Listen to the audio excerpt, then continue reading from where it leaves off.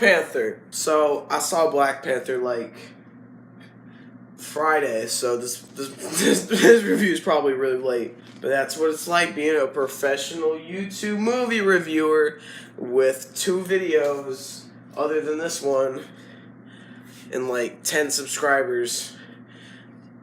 Life's rough, man. I'm not even verified on Rotten Tomatoes. These guys just don't understand the trouble I put myself through and the hard work that I always be doing. Anyway, so Black Panther, let's talk about that. So if you guys didn't know, Black Panther is the new addition to the Marvel Cinematic Universe. I know that because I'm cultured and I know a lot about superhero movies. But also, I know a lot about African culture because I watched Black Panther. I didn't research any of it beforehand, so I know a lot about African culture because I watched a movie that takes place in a fictional country in Africa. I'm pretty cultured. I don't know who I'm making fun of there because I don't think anyone said that they're cultured because they watched this movie. So Black Panther takes place after Captain America Civil War. If you don't watch that movie, let me catch you up. His fucking dad dies. And that's not a spoiler, it just happens in like 5 minutes. And then it's like, oh no, daddy! And then Black Panther shows up for like another 5 to 10 minutes of the movie. Yeah, nothing else really happens. And then the movie takes place like pretty much right after that. Doesn't really waste any time showing what the dad character was like. He's to make T'Challa's backstory matter more tragic and make him a more complex character. No one gives a shit, okay? No one gives a shit about the dad, alright? We know he dies. We know what's gonna happen. Who cares? Just cut to the chase. And thankfully, that's what they did. They didn't cut any Uncle Ben bullshit with a character that we already know dies. And basically, let me give you some background. It takes place in this fictional country in Africa called Wakanda. Everyone thinks it's like this really poor third world country, but it's actually, if you get past this like little barrier, it's actually this really technologically. Fuck, I have a lift. I can't just say Rice Krispies treats out loud. It's super advanced because of this element called vibranium, and they don't help anybody. They don't accept help. They just kind of chill. And yeah, so basically the movie is about T'Challa. Since his dad dies, he takes up as the king, and this one dude, Eric Killmonger, who's played by Michael B. Jordan, comes up and is like, hey man, I want to be the king. And then they're like, no. And then they all fight and shit, and it's cool. So what I like about the movie, you ask? The movie's good. I don't want to say a lot of people, because a lot of people did like this movie, but you know, a select few people that don't like the movie for stupid ass reasons. You know, there's always going to be those nitpick like YouTube reviewers that like think they're really smart, you know, and they like watch a shit ton of movies, so they're a bit of a movie nerd, you know, ins and out of filmmaking. So then they like go on and criticize stupid shit like, oh, you see the cinematography here wasn't good. The shots were pretty bland. Dude, who gives a fuck? It's a Marvel movie. You're not here to see the movie because of its cinematography or its shit like that. It doesn't matter. It's a Marvel movie. For the most part, we're here to have fun. We don't care about the behind-the-scenes shit for the most part. And then, like, the people that criticize the movie and say they don't like it totally ignore all the good parts in the movie and only nitpick the movie, and they don't mention the phenomenal soundtrack, the phenomenal character writing, none of that. They say, oh, the practical effects look fake a couple times. With that being said, this is a little bit different of a Marvel movie. It's kind of strays off path. It has a message to it, you know, and it's not just about like boom bam bam It's deeper than that. It's more, I don't want to say slow paced, but it takes itself more seriously. You know, it's not here to kid around. You know, it's not Spider-Man Homecoming. It's not riddled with comedy. It takes itself seriously and it has serious points in the movie. Although, yeah, there is some comedy, and there's actually one point in the movie where they say, "What are those?" I guarantee it's like fucking millennials that wrote this movie, right? It's not a bunch of sweaty old 40-year-old dudes that are like, what are kids like? Who the fuck said, hey, what if we say, what are those? That was like fucking 4 years ago. Like, what the hell? It didn't pay off. No one laughed. I think I heard everybody in the theater groan.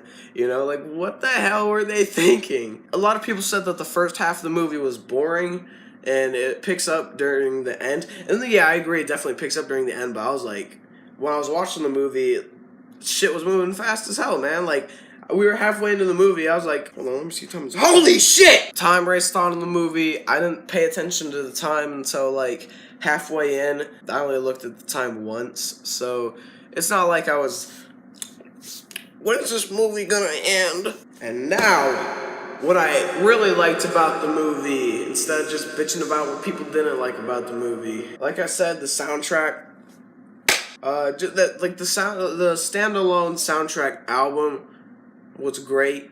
It wasn't amazing, but I liked it. The score of this movie, although like sometimes it felt a little out of place when they had like the little drums going on. It's like, to me it felt a little too modern, because like you kind of have like all this African sounding music, and then like you kind of have like this modern American like rap music kind of, like it doesn't really sound like rap music, but it kind of has the like trap drums almost, but it doesn't have anything else. And to me, like, because it's only sprinkled in, it's not throughout the movie, it's only put in there a couple times, and I feel like I just felt a little out of place. But maybe like, I don't know, I'm not a music expert, I don't know like what was going through their mind, but like there's like this one part in the movie, I think it's Killmonger, he's talking, and like he's kind of like doing this whole confronting everybody thing. They play the little trap drum thing going on,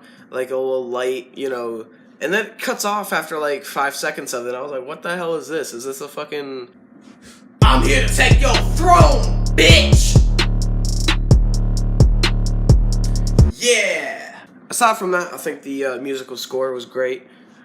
I don't know much more about musical scores. I just knew who's good. I don't know who the hell the composer. Actually, no. I think Ludwig, but I don't know his last name. But he made music with like Childish Gambino and I think Chance the Rapper and some people. And I was like, I saw his name in the credits. So I was like, holy shit! I know that dude.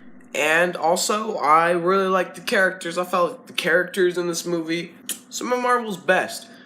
Although I felt some of the side characters were a little bland, and to be honest, I forgot their names. And like, to be honest with you, I kind of forgot their names, and I was kind of referring to the characters as like the actor's name. I was like, oh, there's Denai Guerrero, there's Martin Freeman's character. Like, I didn't really know any of their names that much, and I was like, oh yeah, that's Chris from Get Out. You know, like, I didn't really learn their names, and they don't really, like, say their names that much, and I didn't know T'Challa's name until, like, halfway into the movie. The two main characters, T'Challa and Killmonger. So T'Challa, he seems a little bland. He doesn't have that tremendous of character development in his own character. Instead, what changes is more of his morals rather than, you know, himself, because we're used to seeing in a lot of Marvel movies the character, like, their how they act completely changes throughout the movie. At first they start kind of arrogant and, you know, all childish and shit, and then as the movie progresses and they start seeing some serious shit, they become more of a serious person. T'Challa isn't like that, because he doesn't start off as arrogant or anything. He's actually incredibly intelligent and calm and collected and knows exactly what he's doing, and that's kind of a breath of fresh air. Because instead of seeing like the, oh man, I was wrong the whole time, instead T'Challa starts to like realize, shit bro, like maybe that is the right way. And Killmonger, ooh, fantastic Marvel villain, probably one of the best since like Loki, probably from like the Marvel Cinematic Universe. What makes him so good is that one, his intentions are spelled out for us very clearly. We understand what he wants. We understand why he wants it, and it makes perfect sense. And what makes him such a compelling villain is also his charisma, because of Michael B. Jordan's fantastic performance, and also is that Killmonger and T'Challa aren't even that different. In fact, they kind of want the same thing for Wakanda. The only difference is that Killmonger, he's more of a violent, more kind of evil person, but not just because he feels like it, it's because he kind of needs to get what he wants.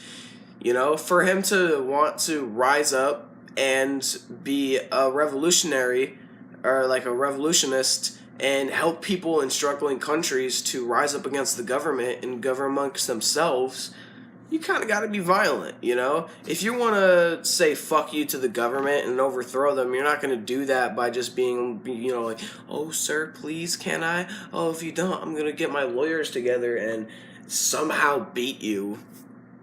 And also, I believe that like the first half of the movie is a little more typical to what Marvel has been for the, you know, forever. We kind of have the more animated type stuff, you know, where like we got these really cool like what you would expect fight scenes, you know, like he's jumping from car to car and stuff, and he's like kind of doing all this cool stuff.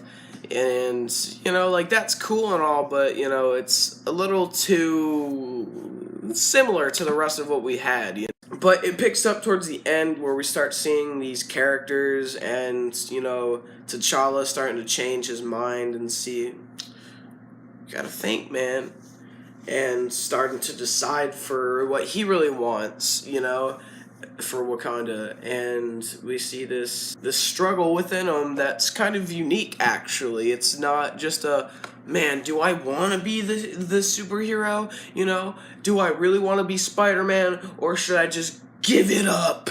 You know, it's not something that we've seen over and over. It's something kind of fresh and new. And that's kind of what Black Panther is. It's fresh and new and different, and I like it. I recommend the movie, unless you're one of those, like, people that like think they're really smart and they're like, the cinematography, you see. If you want to have fun, if you want to see a good movie, just go watch it, man. You know, just unless you're one of those people that like has a giant stick up their ass and like, better hope this movie has good cinematography. I'm gonna write a bad review on Metacritic. Yeah, like I said, go see the movie. It's good. I like it. I recommend that everybody sees it. It's good. Yeah, like, can you stop dancing, motherfucker? It's guarded by the chicken. Stay the fuck out. My overall score of this movie would be like 8 out of 10. Transition. Have you given this movie a watch? Did you love it? Did you hate it? What would you rate it? You're the best. You're the best. What should I review next? And if you're angry, please don't cry. Just leave a thoughtful comment in the comments if you're feeling full of thoughts. Black Panther. Big titty. Forever.